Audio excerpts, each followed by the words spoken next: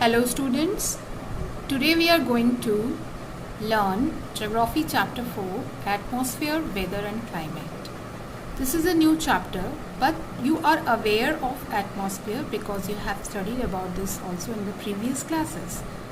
So, what is atmosphere? Atmosphere is a layer of gases that is surrounding the earth. It is actually acting like a shield, protective shield, and it is protecting us from the harmful ultraviolet rays of the sun. And this atmosphere is made of gases.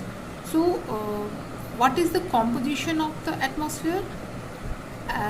Gases are basically colorless, odorless and tasteless, and so in the atmosphere we have many gases which are colorless, odorless, tasteless, and these gases, all the gases are in different composition, that is in different quantities. Okay, so we will understand this by a picture. You all know this is a picture of how the distribution of gases are there in the atmosphere. You can see there is nitrogen gas, oxygen gas, and there are other gases like argon, carbon dioxide, ozone, helium, hydrogen. There are other gases also. Most of the gases bulk of the gas in the atmosphere is nitrogen. As you can see, the percentage of nitrogen is 78%. Next, oxygen is 21% in the atmosphere. So the bulk of the gases is in the atmosphere. Nitrogen and oxygen is in bulk, is in huge quantity, in the more quantities, enough quantities, and rest of the 1% gas is including argon, carbon dioxide and other gases. Okay, so we will talk about nitrogen. Nitrogen is a gas which cannot be consumed by plants and animals directly. So when it mixes up with the soil, the plants can take it, and by the plants indirectly, animals and humans are also taking nitrogen. Understood? So secondly, oxygen. We all know that what is the importance of oxygen for the humans and animals. We are taking oxygen and breathing out carbon dioxide. So this is compulsory for the living of all the plants and animals. And next is carbon dioxide gas, which is also a very important gas. So there is a correction. Let me correct it first. So carbon dioxide gas is taken by plants for photosynthesis. You also know this. So there is a balance between the two. The oxygen is taken by the plants and animals and human beings, and you all know that oxygen is produced by the green plants, okay, in the process of photosynthesis. So you could easily understand that what is the importance of oxygen and carbon dioxide in the atmosphere.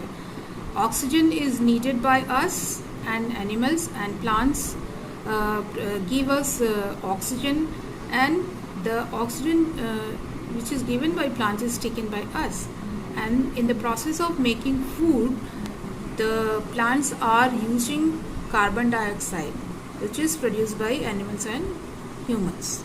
Okay, so in this way our balance has been made in the atmosphere. So now we will talk about the carbon dioxide gas. It is in a small atmosphere, is in a small percentage, and this gas has the capacity to store the heat of the sun. So the number, if the carbon dioxide gas increases in the atmosphere more than the required percentage, the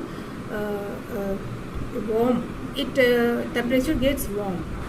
So nowadays what is happening, this is also called a greenhouse gas. Why? Because this greenhouse gas is a gas which is able to trap the heat energy of the sun. So nowadays what happened, as the modern human being due to its modern facilities, we are using a lot of things which are man-made, and they are producing a lot of greenhouse gases. And because of this, there is a threat of global warming. Global warming means the temperature of the all over the world is increasing day by day because of these gases, greenhouse gases.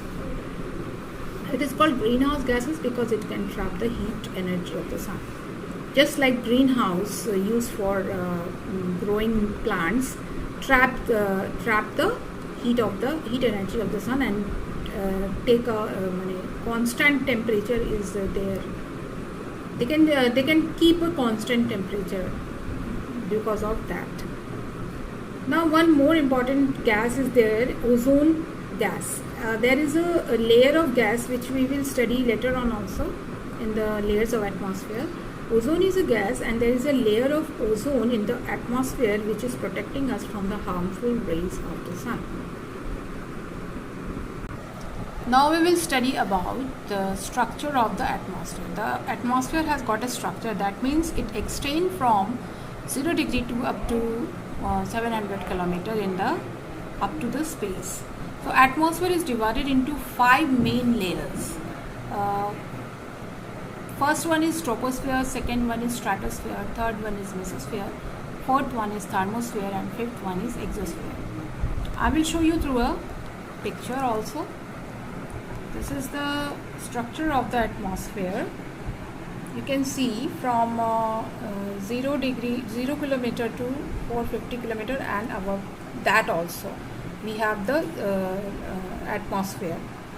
We have our atmosphere. So from 0 to 15 kilometer is troposphere, from 15 to 50 kilometer is stratosphere. If you can see from more closely, 0 to 15 kilometer is troposphere, and 15 to 50 kilometer is stratosphere.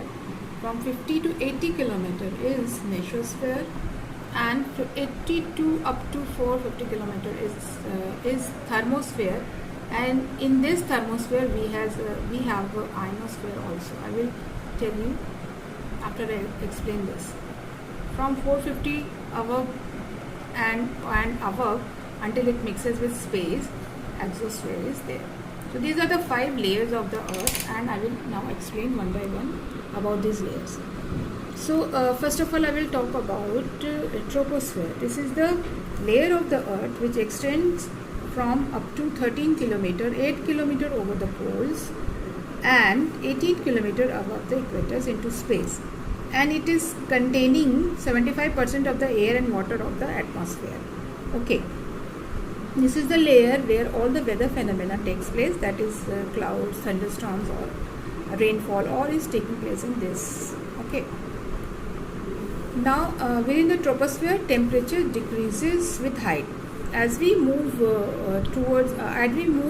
upwards, like from the sea level, if we move toward the mountainous areas, that is with the increase of height, the temperature is decreasing. How much temperature is decreasing? 1 degree centigrade per 165 meter it is decreasing.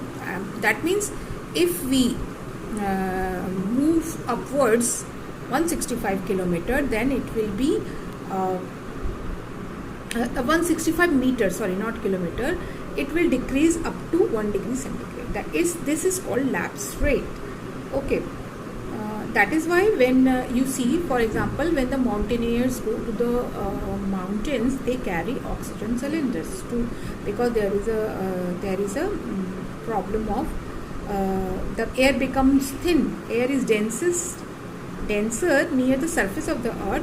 As we move upwards, it becomes thin. And this is the reason why the mountaineers climb. When they climb on the mountain, they carry oxygen cylinders. Next layer is stratosphere. It is from 15 to up to 50 kilometer. It is stratosphere. And in this stratosphere, you can see there is a layer of gas which I have talked about earlier, which is made up of ozone. And this layer is, before the sun rays are coming to the surface of the earth, it is actually absorbed. The ultraviolet rays are absorbed by this layer of gas. Okay, and so this layer is very important for us because it is protecting us from the harmful rays of the sun. and this is stratosphere, and this layer is very calm, and unlike the troposphere, in this layer there is no weather phenomena, so this layer is calm. So that is why this in this layer of the earth, weather balloons and airplanes fly. Okay.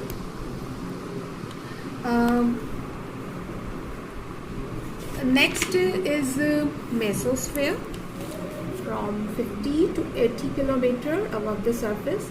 And what is the special feature of this mesosphere? You have learnt about meteors in class 6.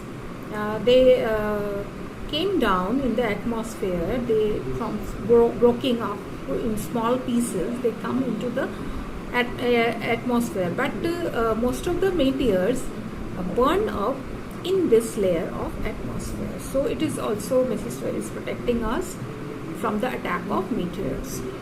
Okay, so this is the importance of mesosphere. Next is thermosphere. This is from 80 kilometer to 450 kilometer into space. In thermospheres, we have a place where we find ionosphere. They are ions which are electrically charged. They are electrically charged, and due to this reason, they have the capacity to observe the radio waves. The radio waves are captured here and they are reflected back to the Earth's surface, and they are helping in radio communication and telecommunication. Okay, so this layer is also very important for us, and you can see the space shuttle is moving in this layer of the Earth. Okay. Then we have exosphere, which is situated from 450 km to 900 km above the Earth's surface. It is the uppermost layer of the atmosphere, where very light gases like helium and nitrogen can be found. And after this, the atmosphere is gradually merging into the space. So this is all about the structure of the atmosphere. Okay. Now we will talk about the weather and climate. We have completed atmosphere. I have told you about atmosphere, what is atmosphere, what are the layers of atmosphere, and what is the composition of atmosphere. Now we will talk about weather and climate. So first of all, we will know what is weather. Every day we talk about weather. Today's weather is very hot, and today's weather is very cold, or today's weather is very sunny, windy, and so on. So what is weather? So weather is the day-to-day changes which is happening in the atmosphere due to the change in temperature, pressure, wind and rainfall in any specific area. That means it is happening in a specific area. Suppose in my place in Allahabad, if it is very hot, that doesn't mean that in every place of the world it will be hot. It depends on their wind condition, their temperature, their pressure.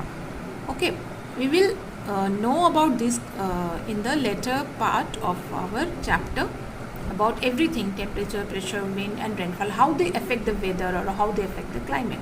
So in short, what is weather? Weather is the everyday changes which is happening in our atmosphere due to different elements. Okay, now what is climate? Climate means, suppose in what will we say about India? How many months we are having of summer and how many months we are having of winter?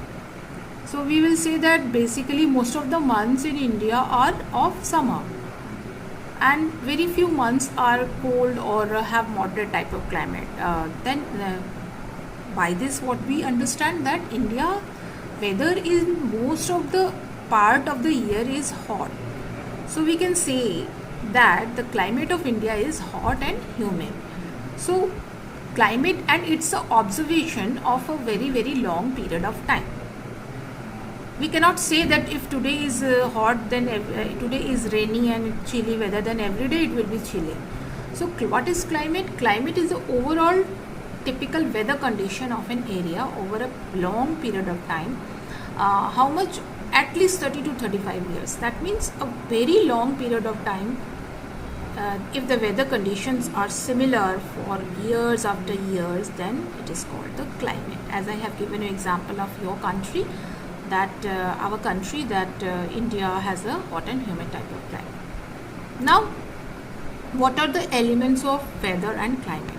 That means what things are there which affect the weather and climate. The main elements of that determine the weather of a place or climate of a place are temperature, pressure, wind and rainfall.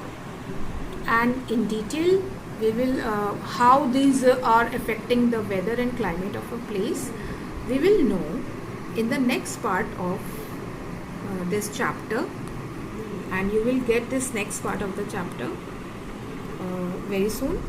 I think you have understood all whatever I have explained in this chapter. In these topics I have covered in this topic atmosphere and composition of atmosphere and layers of atmosphere, and I have introduced you to weather and climates, and in detail I will tell you in the next part of the video.